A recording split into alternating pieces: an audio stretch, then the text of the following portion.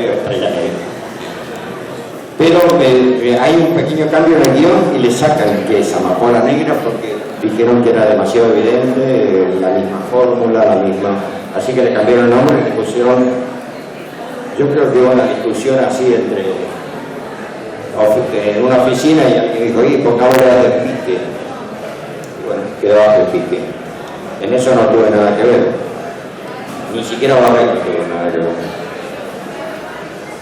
Y hicimos la primera historia con la contra de que en ese momento Argentina no le gustaba muchas historias que sean bélicas, ni nada que tuviera que ver con conflictos de armas.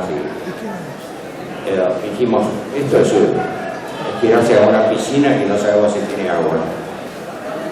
Bueno, haciéndole más corto, porque veo que ya hay gente que se está yendo, ¿no? Al tercer capítulo alguien escribió, es la mejor historia de aviones que vi en mi vida. Y nos miramos con Barreiro, virtualmente, pues yo la hacía 1100 kilómetros de él. O sea, yo estaba en Mendoza y él en Buenos Aires. Y dijimos, bueno, sigamos con esto. Esto parece que funciona. Y así duró 31 capítulos. Capítulos que se publicaban simultáneamente en Italia y en Argentina, ¿no? O sea, el Scorpio funcionaba de esa manera. Evidentemente todo lo que se veía aquí iba a Italia. Una de las razones por la cual me dio la pista que si yo iba a Europa, al menos tenía una editorial que me iba a dar bola, me iba a atender. Entonces, con Barreiro prácticamente a mitad de la de Pique, pensamos ya con la idea de a ver si podíamos trasladarnos a Europa, a Italia concretamente, para a ver si teníamos una posibilidad de trabajar directamente. Ahora, Juan, esas decisiones, por supuesto, son muy importantes de cara al desarrollo de la vida de uno, ¿no? Esto de decir, bueno, me voy, ¿no? Yo por lo que he leído en entrevistas suyas, usted señala que Barreiro hacía un poco la suya y usted trataba también de hacer la suya propia, digamos, así como a la par tratando de congeniar en algún proyecto. ¿Cómo fue esa cuestión crítica, esto de abandonar todo, irse y a ver cómo funciona el asunto, si puedo trabajar, de qué manera, qué hago, qué hizo Barreiro? Barreiro le decían el loco también, ¿no? ¿Por qué le decían el loco? ¿Qué pasó en todo eso? Bueno, Barreiro, pensamos que siempre esto por cartas, no por electrónico, ni mail, ni nada, por cartas directamente, empezamos a congeniar, es decir, tuvo mucho que ver el hecho de que se publicaran en Italia, eso fue la chispa, ¿no? Y ahí se juntó un poco el deseo también de conocer. Yo no conocía Europa, no había viajado más que internamente por Argentina y nada más. Entonces se juntó un poco ver qué pasaba.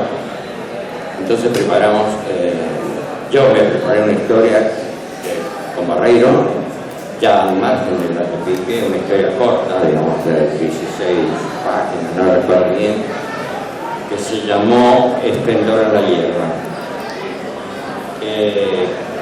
Con esa historia fuimos a parar a España. En España ya noté que los editores, cuando yo entraba con Barreiro, hacían una especie de zambullida detrás de los escritorios para desaparecer de la vista de Barreiro. Eso adelanta un poco que Barreiro tenía su personalidad y tenía problemas también con esa personalidad. Entonces me di cuenta, ahí mismo me di cuenta que iba a ser una especie de pollo, digamos, en este caso. Pero seguimos con el proyecto, fuimos a Italia. Los editores ya no conocían directamente a Barreiro, nos atendieron rápidamente.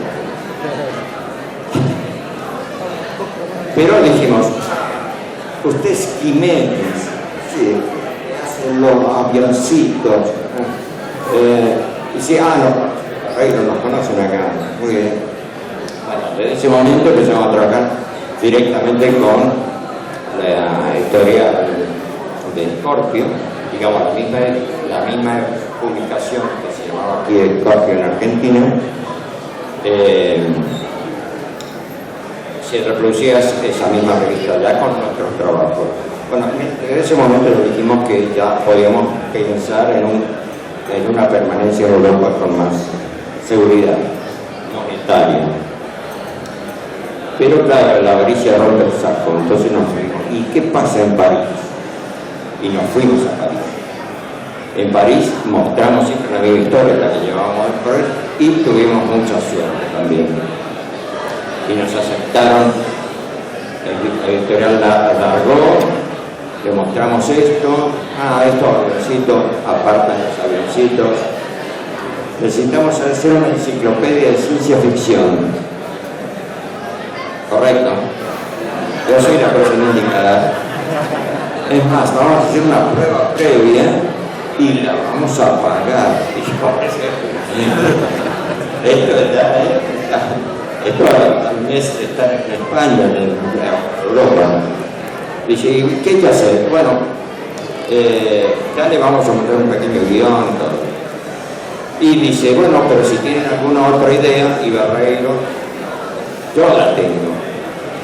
Y empezó a contarme el relato de una historia que yo no sabía que no tenía ni idea. Pero más vale que, bueno, háganla, ese tipo lo interrumpió al Barreiro porque no le contara toda la historia. Y dice, háganla y la traen. Entonces, ahí fue la pesadilla, porque el tiempo de entrega era muy corto, yo la quería hacer a color directo, y el tiempo se acababa, hice la tinta nada más. Me recuerdo que Silvia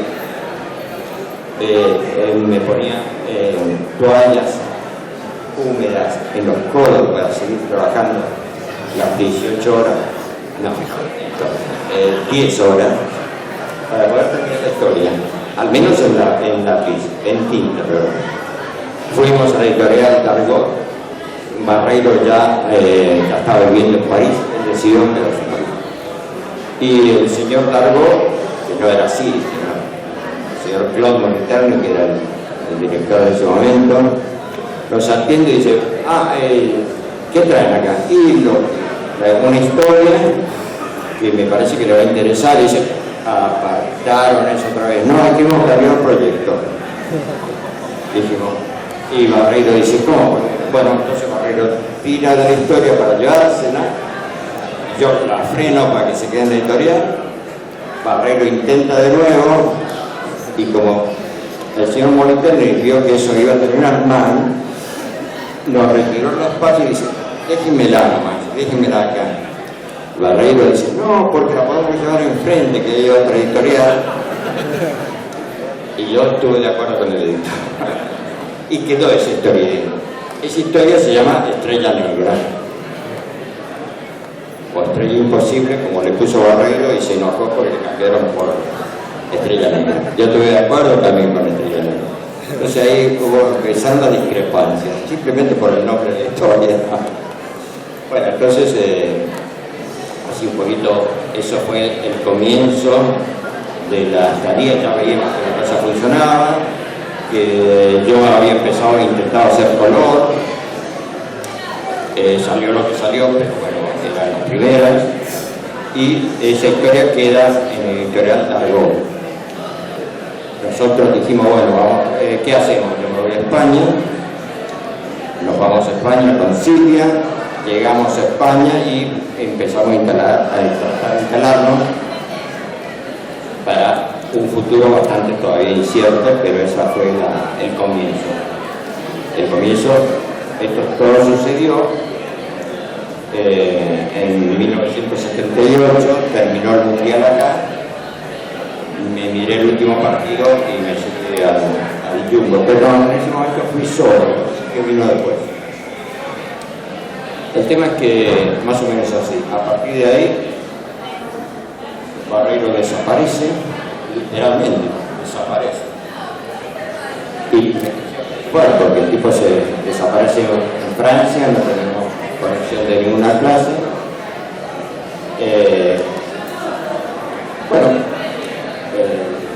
El tema es que el Barreiro decide irse a Italia, cambia, y yo me quedo en Francia. Estrella Negra al final aparece, como te digo, el guión que apareció de golpe Barreiro con el guión. Yo mientras Barreiro aparecía, me empecé a hacer una historia que yo ya tenía pensada de hace mucho tiempo, que era el Cuarto Poder. El Cuarto Poder lo empecé a hacer paralelamente, termino la historia esa que te digo, la entrego en Targot, y es cuando la partan, digamos, cambiando de idea. Yo sigo entonces, yo vuelvo a España, digo a Madrid, que es lo mismo, y Barreiro a Italia. Entonces empezó lo que era típico, que las líneas rojas en el banco se iban poniendo cada vez más rojas, y dijimos, no, acá hay que hacer algo más rápido. Entonces decidimos con Barreiro a viajar a Italia, recuperar en la editorial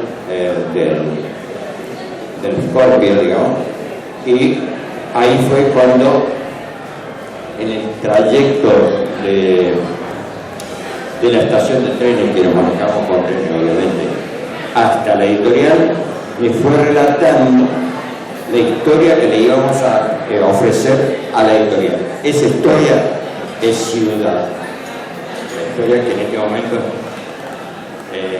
después de mucho tiempo, se ha podido canal. Esto es una publicidad para mí. Usted comenta esto de Barreiro desapareció, literalmente, y no puedo no pensar en el argumento de Ciudad, porque el peso de por medio, ¿no? Ahora es muy impactante todo lo que narra, porque es esa historia que contiene muchas otras historias más. En este Crack Bam Boom está Horacio Altuve. Podríamos mencionar a muchísimos artistas argentinos más que viajaron en esa misma época a trabajar de lo que sabían hacer, y cada uno en ese sentido tiene sus propias peripecias y cómo las historietas van apareciendo como consecuencia también, ¿no?, de esa misma búsqueda de crecimiento.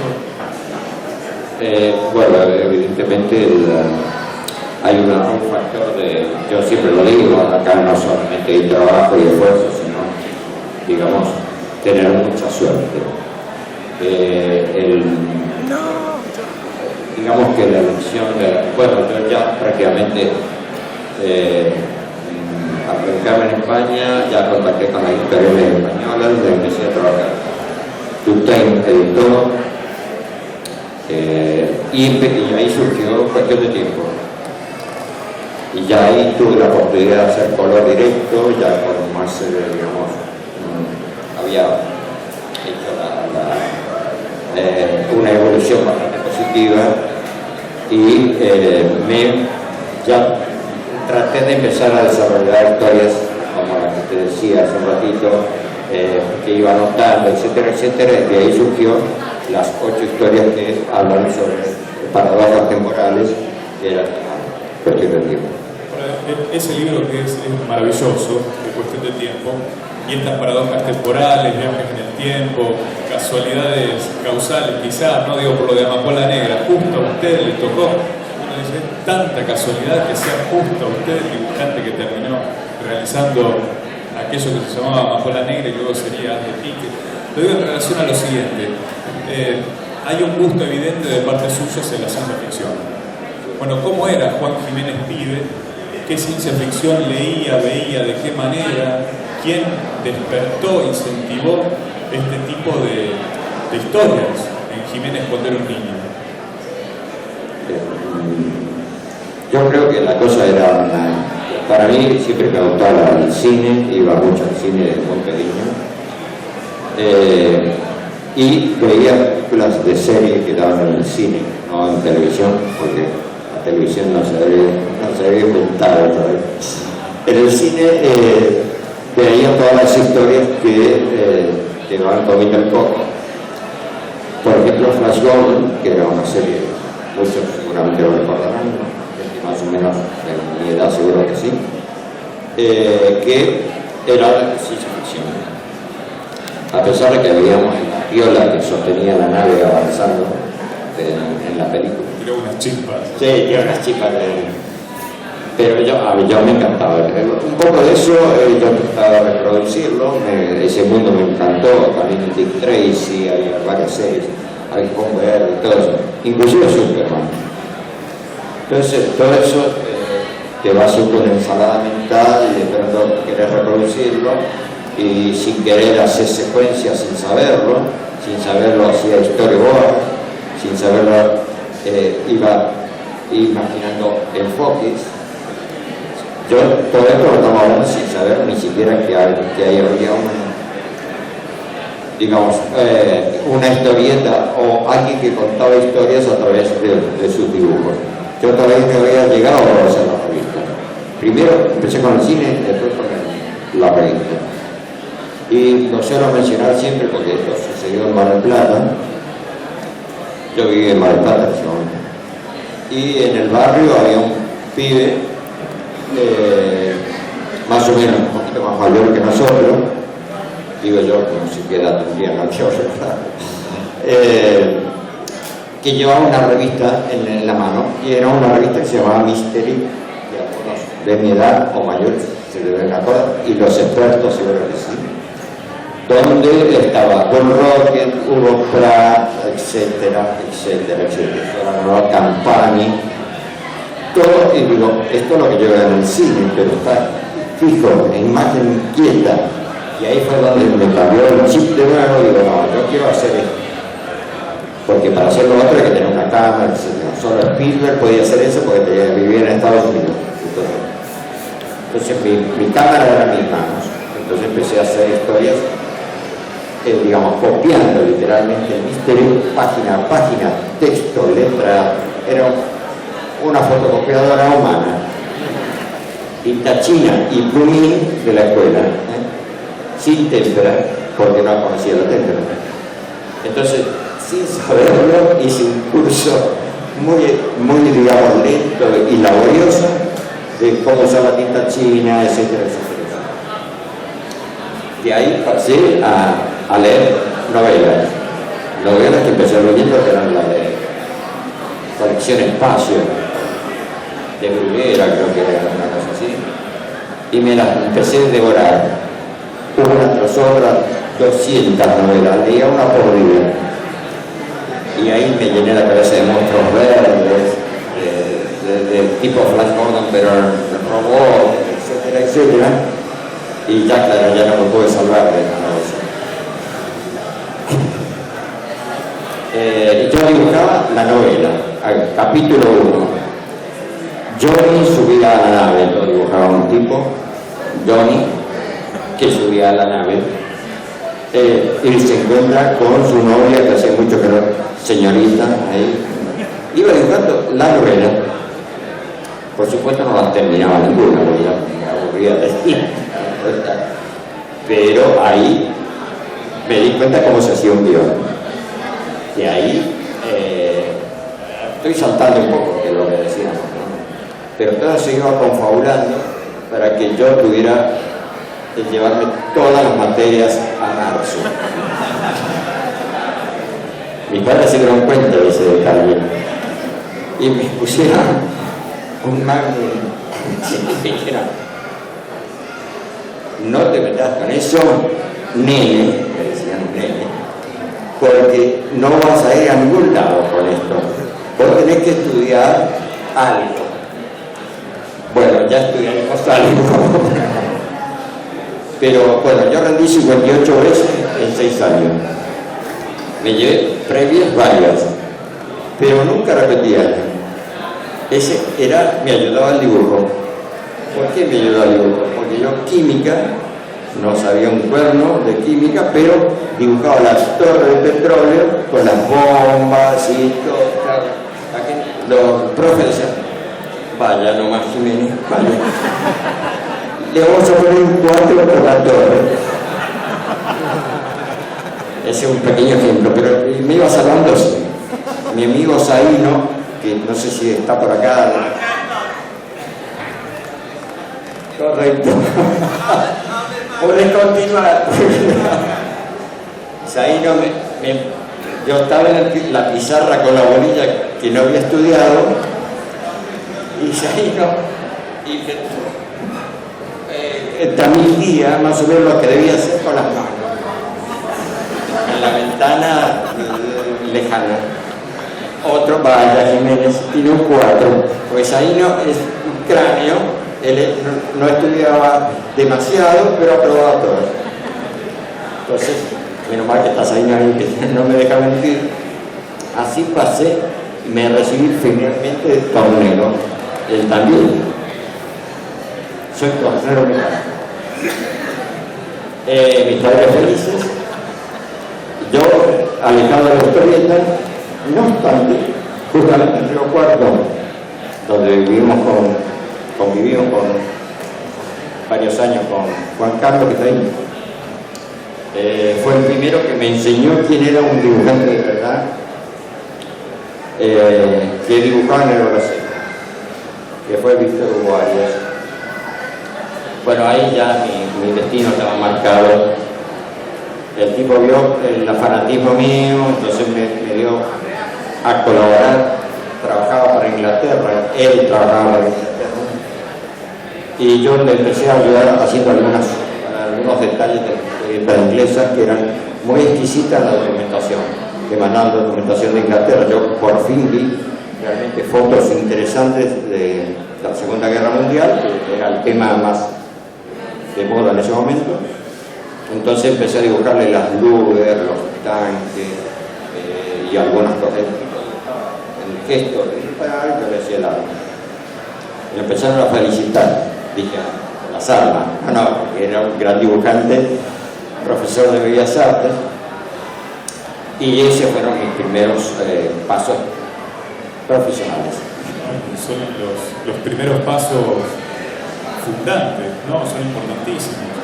Y ahora volvemos a Europa y quería que refiriéramos algunas palabras acerca de otros dos grandes guionistas con los que usted trabajó. No quiero dejar pasar lo que también Juan refería. Está el libro editado ahora de Ciudad por Ricardo Barreiro, que era inhallable hasta hace un tiempo, porque yo tengo una edición de hace bastante tiempo que finalmente cuando la tuve pude ver completa la historia, y ahora felizmente una edición de Doello, si no me equivoco, ¿no? No se la pierde. Y por otro lado, a propósito de Carlos Trillo y Alejandro Jodorowsky, de Carlos Trillo Basura también se ha recuperado en una edición integral, de manera tal que la pueden conseguir aquí mismo, en el mismo Crack Bamboo. Y quería que habláramos algunas palabras acerca de estos otros dos grandes guionistas que trabajaron con ustedes. Trillo por un lado, y claro está Alejandro Jodorowsky. Bueno, con Trillo, digamos que no empezamos a conocer aquí en Buenos Aires, poco aisladamente, porque yo seguí viviendo en Mendoza. Cualquier evento a mí me costaba mucho viajar, etcétera, etcétera. Y bueno, pero de cualquier manera lo conocí. Por suerte en Córdoba hubo una reunión, una magna reunión de dibujantes que invitaron a un montón de gente de Europa, entre ellos conocíamos a ellos en ese evento.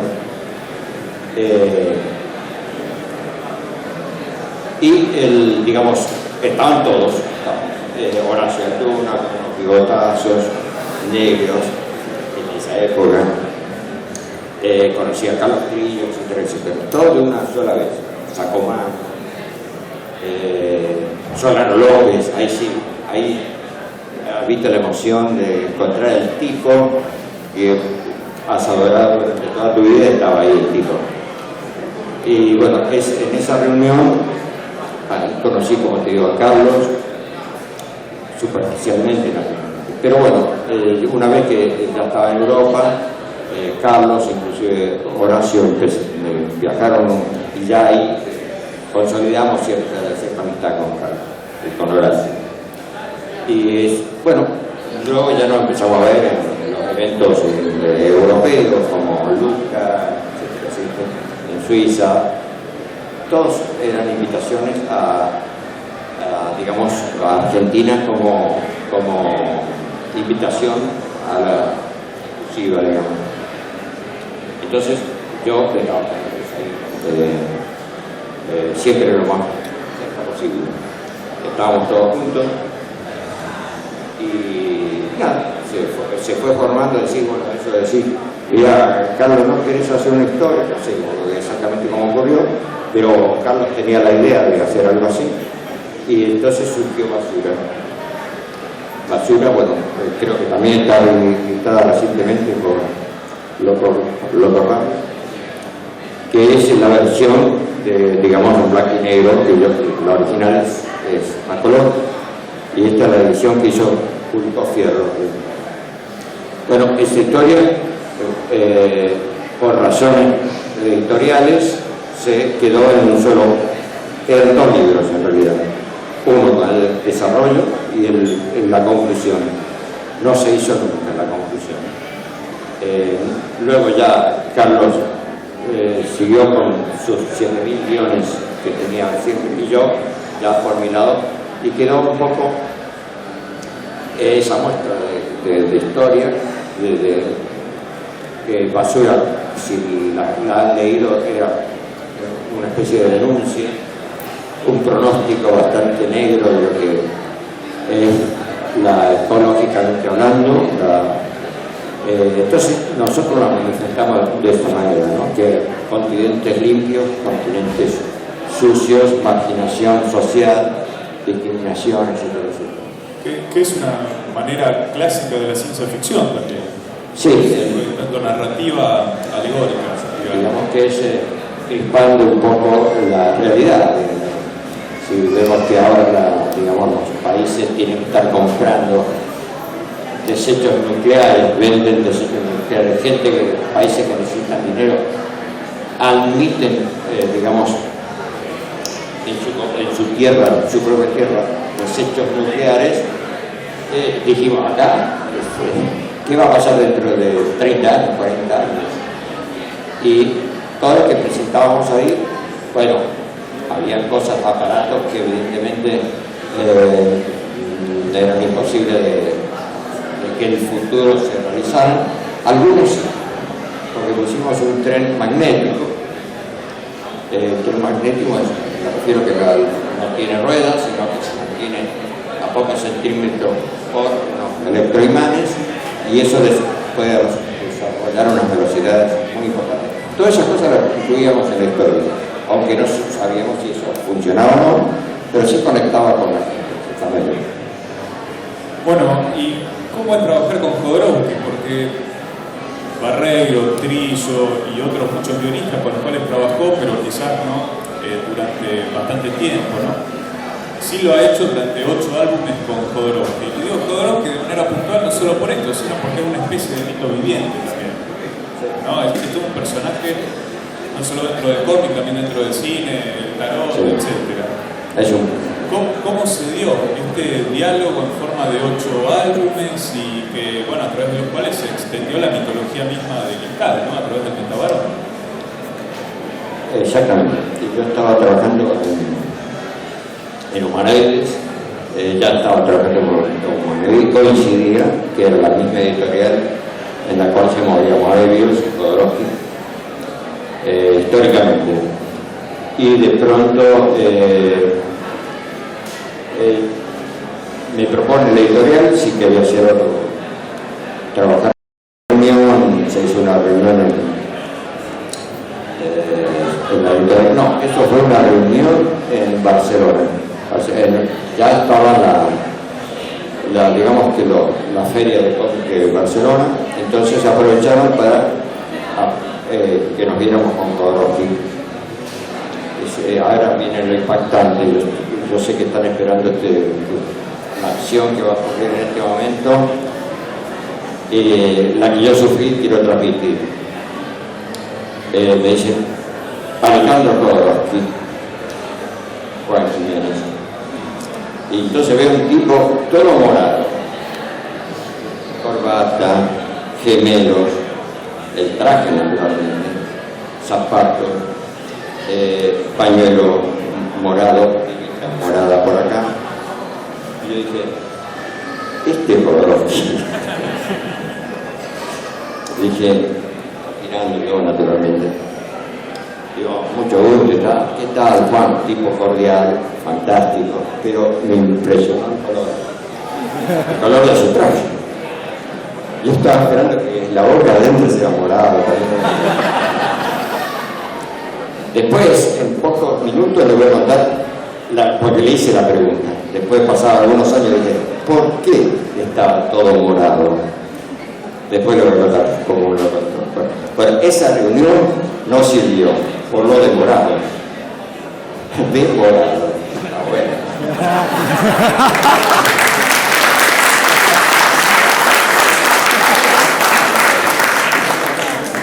Esta vez no tenía guionista, por eso salió en el doctor, pero bueno. El tema es que, de verdad, me presentan un guión y dije, lo miraba a Alejandro y leía las primeras líneas. La primera línea decía, son como 1 millón de soldados que vienen corriendo. Panorámica, dice, aclarado. Atrás en el fuerte, unos 7.000 arqueros con rayos láser. Arqueros láser. ¿Qué sabrá Jodorowsky? ¿Láser? Bueno, suavemente y educadamente, bueno, me lo voy a leer. Después dije, muchachos, no me gusta mucho esto.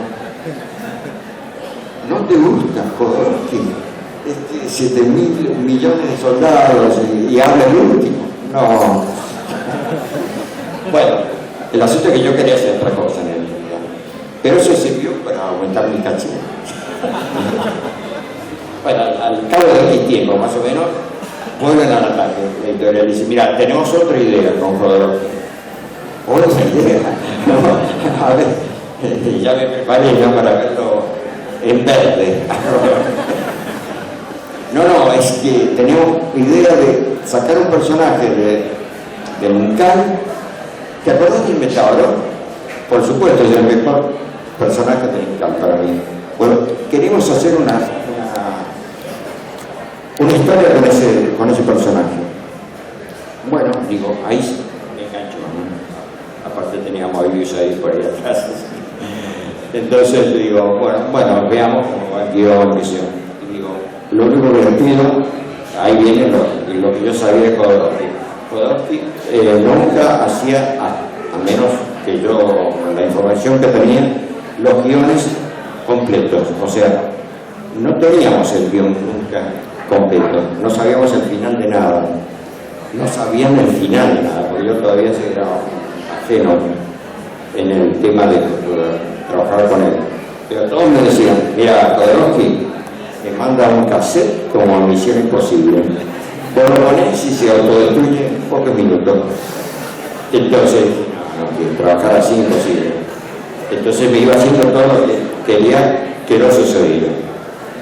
Entonces, bueno, Juan, ¿qué te parece el guión de ser Uncal y todo eso? Bueno, ok, hagamos esto. Pero quiero el guión completo. Jodorowsky, que estaba más atrás, decía, completo, no hay problema.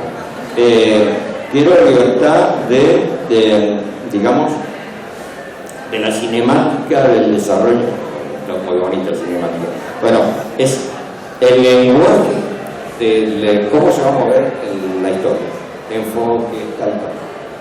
Anotado, correcto. No te voy a decir nada, solo que es el tipo rubio o moreno, que de noche o de día, y por supuesto la historia. Menos mal que me dijo eso. Digo, ok, vale, si es así, de acuerdo. Entonces digo, agarra y me dice, me pasa el último libro de Uncal, un extra de Uncal, que eran 4 páginas de Moebius, que seguramente lo habían obligado a punta de pistola a hacerla, porque estaba hecha con el codo, te digo. Pincel acá y lo digo. Era bastante espantoso. Me dice, ¿cómo será que me dice? ¿Puedes así? ¿Puedes rehacer esto? Y yo decía, qué bárbaro. Moebius. Efectivamente tenía la magia de Moebius, pero está hecho muy rápido, hay que ser honesto. Entonces, digo, bueno, eran 4 páginas, como te digo, y me dice, mira, empecé con esto mientras yo te hago el guión completo. O sea, era hacer eso como introducción, que son las 12 primeras páginas del tomo 1. Ojo, dije 4 páginas de Moebius, yo hice 12 de eso, porque empecé a desarrollarla, como ya tenía libertad, pero antes la desarrollé en 12. Y cuando la terminé, apareció el guión completo. Dije, esto va bien. Ahí cortamos después. No, ¿por qué estaba demorado? Es verdad. Y dice Jodorowsky, Juan, es que me puse demorado una época muy importante de mi vida por la envidia. Todo el mundo me tiene envidia. Y claro, evidentemente ya dejando de tener envidia. Y resulta que en Argentina es rojo. Creo que es rojo. La tirita esa que se vendía y se ponía en los coches era por la envidia.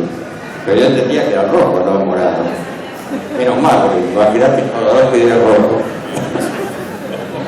Ahora, leyendo los 8 álbumes de la Casta de los Metabarones, uno tiene la impresión de que se lo pasa en grande. Lo digo desde la siguiente percepción, por esto mismo que referí, lo que uno más o menos sabe de Jodorowsky, ¿no? Esto de no ser tan, de no estar tan atado a cómo tiene que resolverse un trabajo, de estar más atento a lo que surge intuitivamente sobre la marcha. Y creo que usted eso lo aprovechó en beneficio propio, y de pronto uno ve que esas imprecisiones, digamos así, de Jodorowsky, usted aprovecha y las traduce en mundos propios, personales, y cada álbum es una experiencia alucinante en ese sentido. Bueno, efectivamente, Jodorowsky, que es un tipo muy inteligente, sabe cómo los puntos débiles, digamos, y los fuertes de cada persona. Entonces el tipo no puso ningún obstáculo, porque veía que podía ser un obstáculo serio si había digamos, una injerencia muy grande sobre la historia. Él también, cuando vio el primer trabajo terminado, le gustó, y eso ya era un éxito ya privado. Luego le gustó más el segundo libro porque se empezó a vender, y le gustó mucho más en el tercero porque se vendía más, y yo estaba incluido. No, el tipo me decía, Juan, esta es la fórmula, muy buena y tal, no cambies, porque yo dije, bueno, la próxima lo vamos a hacer, no cambies. Yo decía, vale, esa es la única guía, la única sugerencia que el tipo me ponía. Y digo, bueno, me voy a cambiar, si lo que hago es lo que quiero hacer, así que no voy a pensar a cambiar. Pero el tipo veía, o mejor dicho, la editorial veía que la cosa funcionaba. Al tercer libro ya se sabía que había una gran tirada. Después se llegó de pronto a muchos ejemplares, unos 340.000 ejemplares, se lo digo la verdad. Era aún para un país como Francia, ya era una cosa seria. Bueno, me enteré por casualidad, porque se me filtró un documento que me mandaban a mí en una carta, que luego se debe haber repetido, porque yo ahí me enteré realmente cuánto se publicaba esa historia. Entonces, bueno, estamos hablando ya del cuarto libro, y ya pasó a ser una cosa de rutina, entre comillas, que al cabo del sexto libro ya me empezó el picor de dejarlo a la serie. Sí, porque ya la cosa estaba embalada y empezaron a resucitar muertos y todo para que siga la serie. No, yo decía, bueno, cuando llegue el último personaje, que es el Metabarón realmente, yo creo que ahí debo dejar. Es un recorrido que va desde muy atrás hacia los ancestros, cuando llegó al presente, a ese presente, llegó, este es el momento. Y ya yo pensé que si un libro más, ya iba a ser una repetición. no solo de parte mía también, o sea, quiero decir que en cierta medida te agotás, ¿no? Es decir, llega un punto que ya te pusiste todos los inventos, todos los trucos y todo lo que sé yo, y bueno, te das cuenta que ahora qué hago. Y agarré el primer libro para ver qué había hecho y digo, no, aquí está, acá tenemos que parar la cosa, de mi parte, ¿no? Entonces ahí surgió, empezaron otros dibujantes a entrar en la serie, Charles Travis o el mismo, uno no es ladrón. ¿cómo? Ladrón.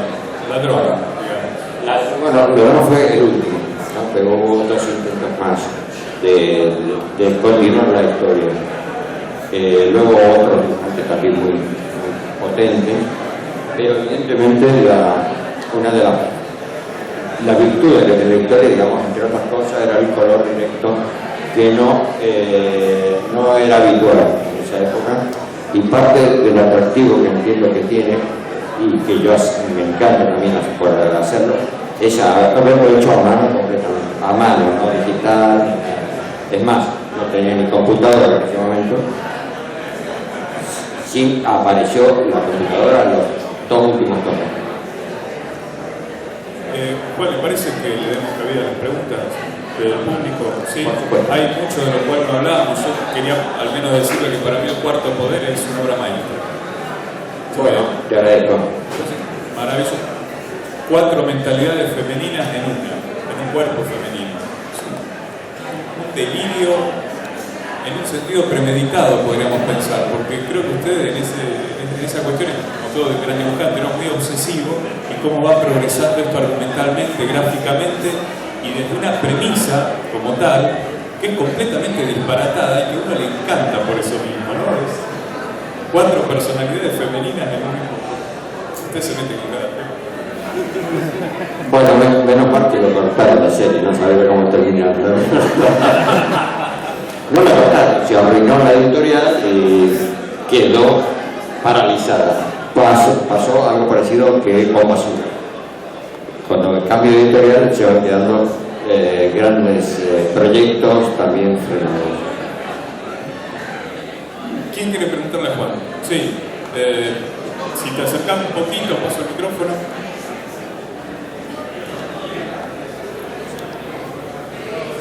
Hola Juan, mi nombre es Julián, buenas noches, ¿no? Ante todo. Bueno, podría preguntarle sobre cómo es Moebius, Jodorowsky y demás. Pero yo en una fierro leí que usted se ponía un casco de guerra para dibujar. ¿Lo sigue haciendo y si lo recomienda para dibujar o en el momento creativo? No era un casco de guerra. Informaciones erróneas. Era un casco de moto. Me hiciste acordar. Lo voy a recuperar a la idea, es buena. Calurosa, en verano. Eso fue por una foto promocional de esa que... Qué raro que no está en YouTube eso, ¿no? Pero sí es cierto. Gafas, iba a decir, perdón. Anteojos de moto, etcétera, etcétera. Para el fierro, luego salió, no sé, la mandé de broma. Pido disculpas por eso. Y menos el casco era blanco, no morado. Juan, lo que sí está en YouTube es la película basada en el extraño juicio de Roy Ellie, que no se podía ver esa película. Y está en YouTube. Valcárcel. Con el guión de Emilio Valcárcel. Sí, es una historia que se llamaba El extraño caso de Roy Ellie. Esa es una historieta corta, de pocas, no sé, 6 páginas más o menos. Y parece no, fue así. Alguien vio posibilidades de pasarla al cine y así se hizo, con humilde producción, pero con una dignidad fantástica. Se puede ver en internet, efectivamente. Sí, es un trabajo hecho en video, de hecho. Y sí, bueno, no recuerdo bien en qué año se hizo, pero digamos que era oneroso hacer cualquier cosa de producción de cine. Sí, a propósito del cine, la experiencia en Heavy Metal, la película, ¿por qué lo contactaron a usted? ¿Quién dijo, llamemos a este dibujante para que venga a ayudarnos a Estados Unidos, ¿no? Fue a trabajar allí.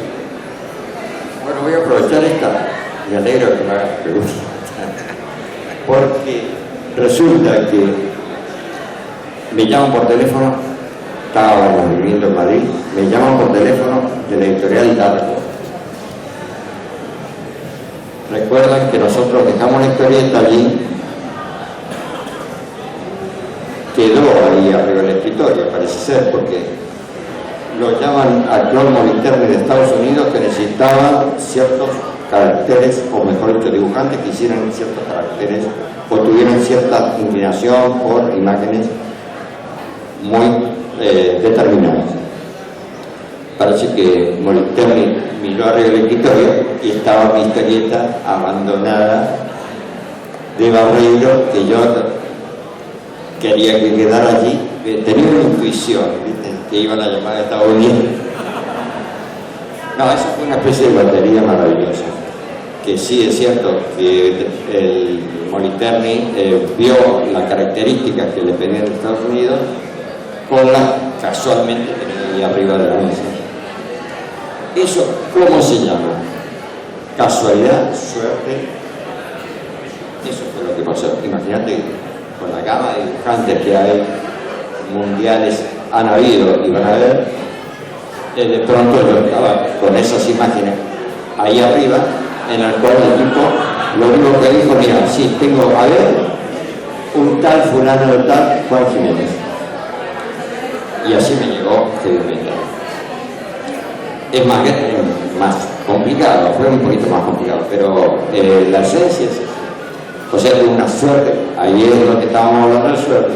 Eso se llama suerte pura. Bueno, Eduardo Rizzo cuenta lo mismo de su relación con Brian Azzarello.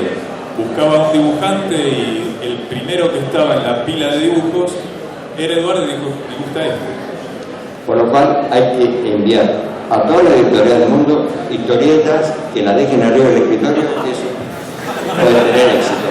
Bueno, no me hagan preguntar a mí, pues yo sigo, ¿eh? ¿Quién quiere hablar? Vamos, aprovechemos. ¿Quién quiere preguntarle a Juan? Adelante. Que sea facilita. Hola, ¿qué tal? Quería saber si hay algún escritor o guionista con el cual le hubiera gustado trabajar y no haya tenido la oportunidad, ahora o quizá en el futuro.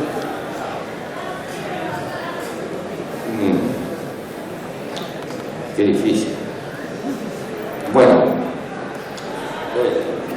no te sabría decir. Me gustaría hacer una buena historia policial, por ejemplo. Y sin embargo, los guionistas de este tema así son inalcanzables, digamos, ¿no? A lo mejor escuchan esto y no puedo llegar a ellos. No tengo un nombre específico, la verdad. Quizás me hubiera gustado, qué sé yo, un Ray Bradbury, por ejemplo, que no es televisión. O, qué sé yo, Sewell, que es un guionista o escritor de ciencia ficción que he leído y he imaginado cómo dibujarlo. Lo mismo que hacía cuando era chico.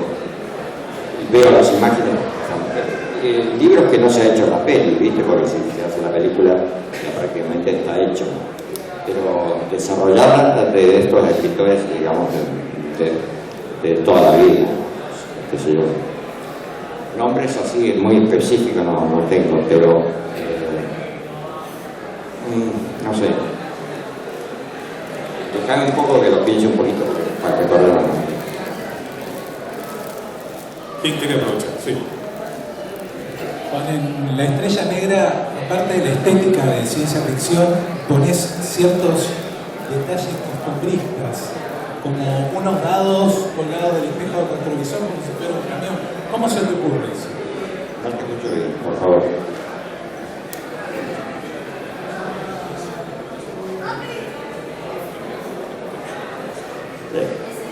Sí. Eso sí, es una conexión con el presente, indudablemente.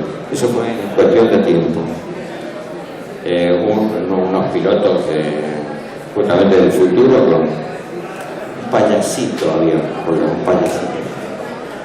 Y la remembranza de los colectiveros, viste que siempre ponen un detalle de su nene recién nacido, una cosa. Dije, ¿por qué un piloto espacial no va a tener la misma intención, digamos, de tener cerca a la familia mientras está disparando láser en el espacio? Y efectivamente lo puse por eso, por la cercanía, digamos, que podía traer el detalle ese así. Lo mismo puse detalles de este tipo, por ejemplo, que tuvo un pequeño problema, fue ponerle a un guerrero, digamos, estos medievales en un momento dado, en la espada, Made in Toledo. Tuve problemas. Toledo, ¿cómo ponen una cómics, nuestro acero? Imposible. Se quejaron la editorial. No, pero a mí la editorial me lo dijo, gracias, no. Ese pequeño detalle me encanta.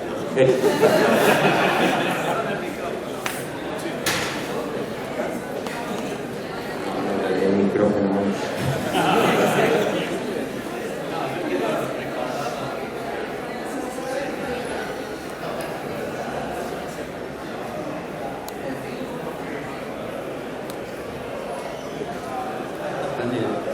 Quiero recordar que con Juan, cuando teníamos 15 años, cuando estábamos en la escuela industrial, como él bien se acuerda, a mí me asombraba mucho cómo le gustaba, él compraba todos los avioncitos que venían en caja, que venían color blanco, o sea, el color de plástico, no venían pintados ni venían...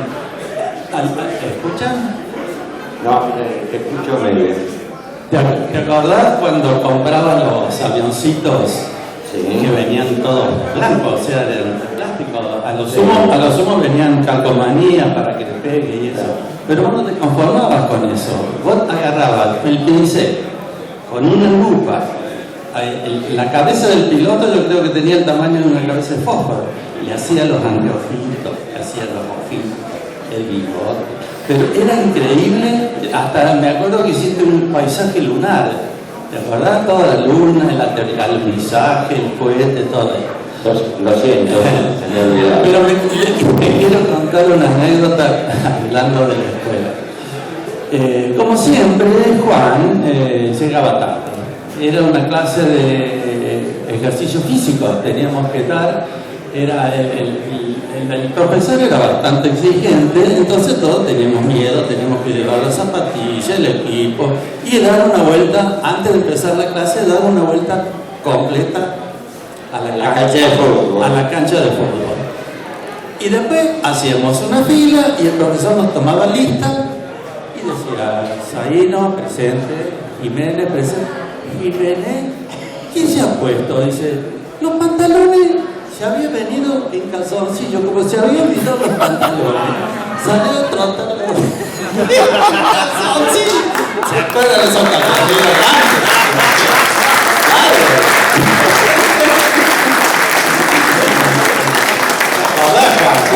Eran unos calzoncillos Fox. No tenían otra cosa que eso. Y caminando con suavidad podías desarrollar cierto ejercicio. No muchos.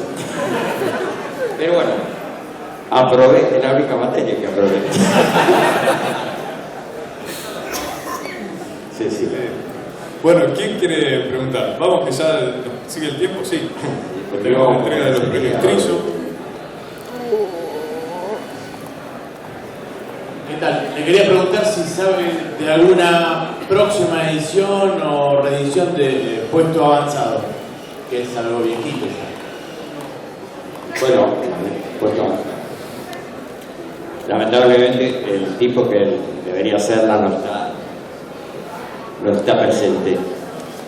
No está entre nosotros, como decía. Lamentablemente, sí, ya yo creo que me dejaría. Sí, efectivamente. Se podría desarrollar una historia más amplia. Es decir, inclusive en algunas películas se ha usado esa fórmula. que realmente cuando la hizo Barreiro fue una historia redonda también, y con un final perfecto, etcétera, etcétera. Para los que no lo han leído o visto, es justamente Puesto Avanzado, era un asteroide que tenía un grupo de soldados, pilotos, etcétera, que tenían que cuidar la frontera del espacio. Imagina una frontera del espacio. Bueno, el asunto es que éramos atacados por tragos, tipos malísimos, con cara de manos y con naves acordes con la cara. Y la lucha, la parte interna, humana de los soldados estos que estaban en el asteroide, era que vivían, digamos, en soledad, aislados, etcétera, como cualquier otro soldado en las trincheras, y abusaban mucho de las drogas para poder luchar. Entonces, ese es el fondo realmente humano de la cuestión. Pero luego había una parte de cierto humor, porque necesitaban también, los soldados tan aislados y perdidos en el espacio, necesitaban, digamos, cubrir la parte sexual de alguna manera. Entonces, claro, le mandaban una especie de androides, hoy se llaman muñecas inflables. Entonces, para cubrir esa necesidad. Entonces, al final, combates y todo, pues, los tipos cansados, qué sé yo, y dice, uy, llegó la partida de las chicas, vamos a decir así. Entonces empiezan a abrir las cajas así de embalaje, y cuando ven, se habían equivocado. Se había cruzado algún elemento extraño y eran chicas, pero tragos. Se habían confundido y habían agarrado androides sexuales, pero del enemigo. Ese fue el final de... Se querían morir los tipos.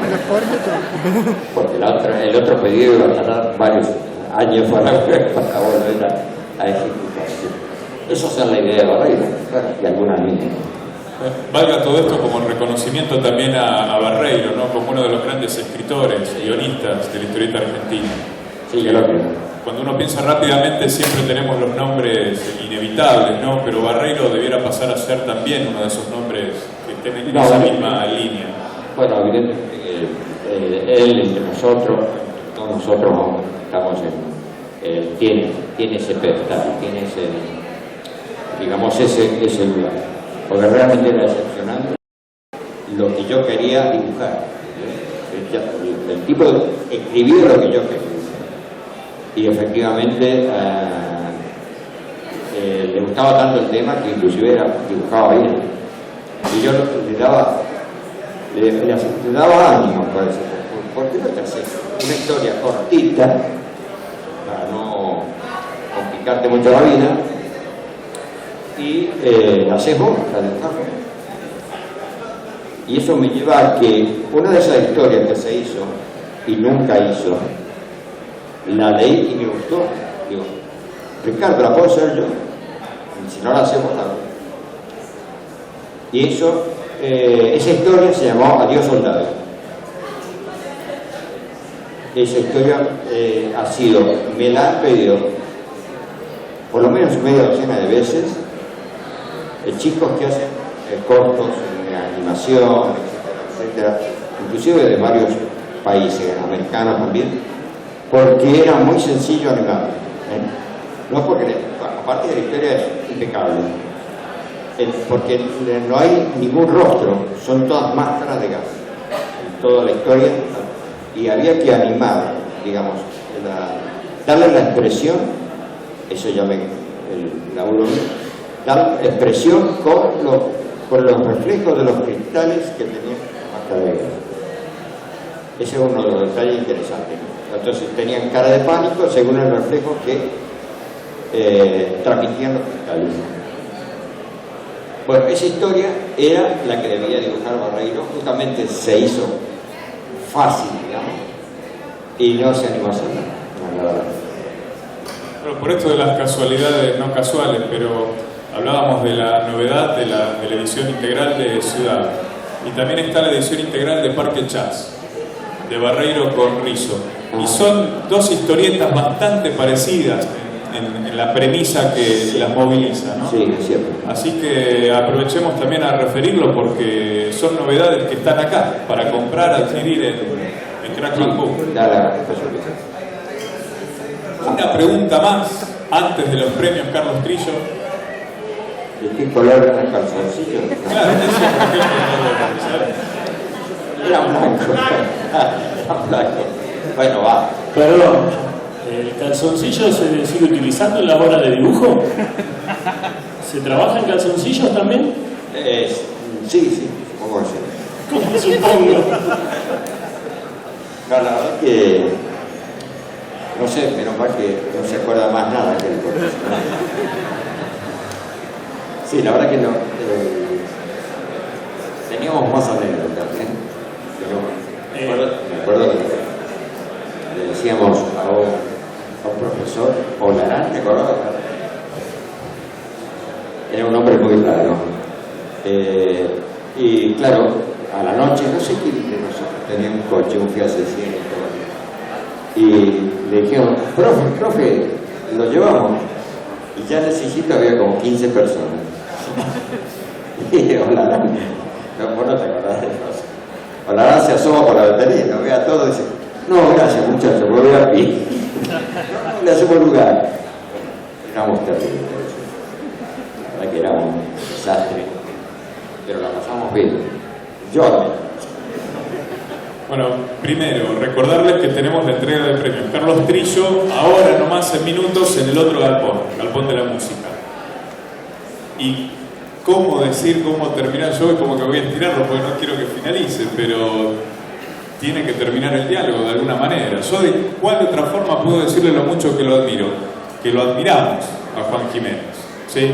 Homenajeado de esta edición, y le agradecemos enormemente todo lo que viene dibujando, todo lo que hace, porque forma parte de cada uno de nosotros, ¿no? Así que es muy intenso todo eso. Somos muy agradecidos y le vamos a dar el aplauso mejor a esta cultura.